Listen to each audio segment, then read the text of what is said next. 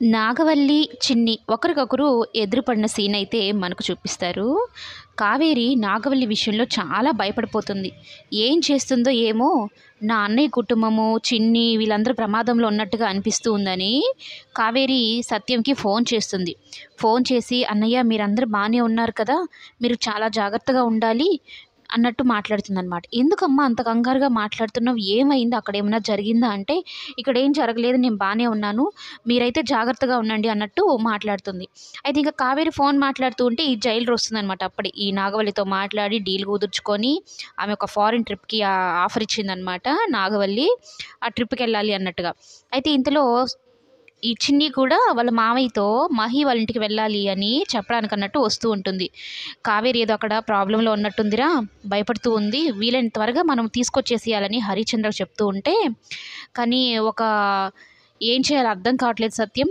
బాలరాజు తను చేసిన తప్పును ఒప్పుకుంటే కానీ, సాక్ష్యం చెప్తే కానీ కావేరిని తీసుకొని రాలేము, కేసుని రీఓపెన్ చేయించలేము అంటే చిన్ని బాలరాజు సాక్ష్యం చెప్తాడు అని చాలా కాన్ఫిడెంట్‌గా చెప్తుందనమాట. ఎందుకంత నమ్మకం అంటే, నేను అతడి మాటల్లో నిజాయితీని చూశాను, మిమ్మల్ని కాపాడినప్పుడు పశ్చాత్తాపం చూశాను మావయ్య.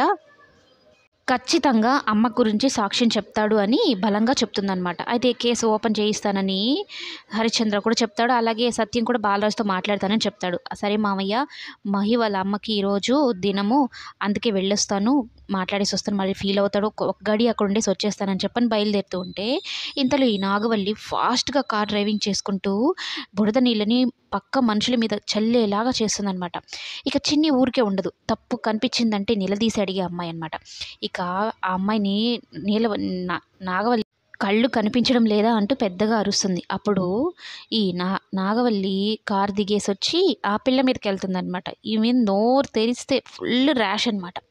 చిన్నపిల్ల కూడా అని చూడకుండా చిన్ని మీదకి గొడవకెళ్ళిపోతుంది. చుట్టుపక్కల వాళ్ళందరూ తిడితే అప్పుడు మౌనంగా వెళ్ళిపోతుందేమో ఇక.